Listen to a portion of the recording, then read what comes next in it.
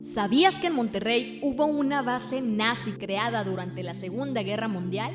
Aún hay mucho que aprender sobre lo transcurrido durante esta Segunda Guerra Mundial. Se sabe que México tuvo una participación casi escasa, pero existe una historia poco conocida que involucra a Monterrey en el conflicto mundial. Si bien esta historia no es muy sabida, sí causó todo un alboroto en su momento y dejó atónitos a quienes lo presenciaron. El relato tiene lugar en el centro de la ciudad, exactamente entre las calles Pino Suárez y Carlos Salazar. Seguramente has paseado por ahí, frente a ese imponente edificio que pareciera ser uno más de la bella fachada que pinta el centro de la ciudad. Hoy esa fachada deja ver a un hotel con múltiples negocios a su alrededor, pero con una historia un tanto oscura e inaudita que habita en su interior. Mucho antes de fungir como sitio de hospedaje y de verse rodeado de diversas fondas y establecimientos, en el sitio se establecía la fábrica Apolo. Pero lo que transcurría dentro no eran solo las labores típicas de la manufactura, sino algo muy oscuro que mantenían en secreto. Primero vayamos al contexto. El edificio se construyó en 1890 por orden de Guido Moebius, un empresario alemán que indiscutiblemente dejó marca en la historia empresarial de Monterrey. Él fue fundador de las fábricas Apolo y también reconocido impulsor del Banco Mercantil del Norte, hoy Grupo Financiero Banorte, y de Vidriera Monterrey. Al morir cedió sus empresas a su hijo Guido Otto en 1937, pero lo que no sabía es que las intenciones e ideologías políticas de Otto llevarían las fábricas a su extinción y a él en convertirse en el principal operador nazi en toda Latinoamérica. Y es aquí donde entra el misterioso papel que tuvo Monterrey durante la Segunda Guerra Mundial. Como ya te habrás dado cuenta, Otto era promotor de la ideología nazi y terminó por servir a su nación siendo parte del espionaje de Alemania en América. Contrario a lo que la fachada de las fábricas Apolo transmitían, dentro de ellas se escondía una antena de radio que hacía llegar a la conspiración ubicada en Monterrey órdenes provenientes desde Berlín. Desde ahí se ejercían labores de espionaje que ayudaban a la nación del eje a tomar decisiones en base a la información recabada desde Monterrey.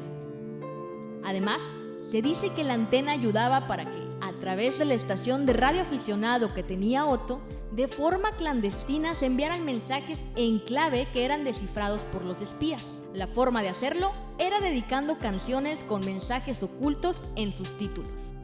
Se dice que la conspiración estaba conformada por alrededor de 150 soldados que habían sido entrenados para ello y que fueron parte de la famosa Operación Pastorius.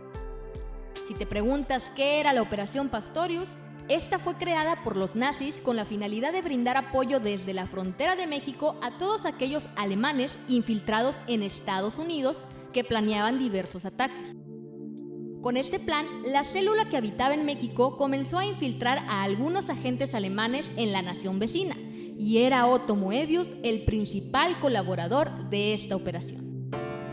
Con todo esto, Monterrey se convirtió en una importante sede de inteligencia contra los americanos. Por su parte, en Inglaterra y Estados Unidos ya se sospechaba de las prácticas realizadas clandestinamente desde México, e incluso enviaron un listado al gobierno mexicano con nombres de empresarios involucrados con el régimen nazi. Fue a partir de ahí cuando comenzó la sospecha hacia Otto, y todo empeoró luego de que él fuera descubierto en la Sierra de Chipinque con un radio de onda que realizaba llamadas a Alemania. Luego todo comenzó a tambalearse cada vez más para Otto en febrero de 1942, cuando la Secretaría de Gobernación de México se enteró de todo lo que estaba ocurriendo dentro de las fábricas Apolo.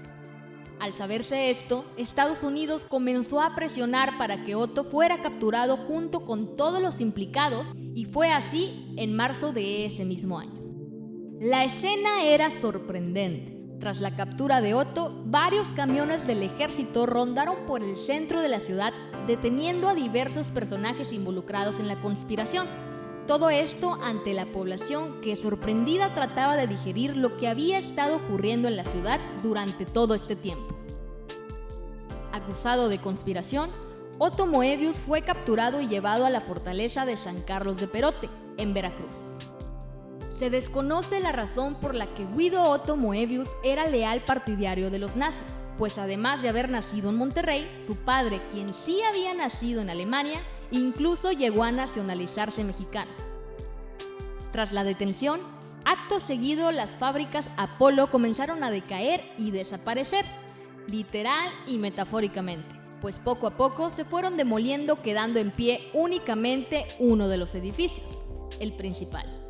Y es ese edificio el que hoy nos recuerda el pedazo de historia que aún habita en el centro de Monterrey. Un territorio lleno de historias sorprendentes y, en ocasiones como esta, inimaginables.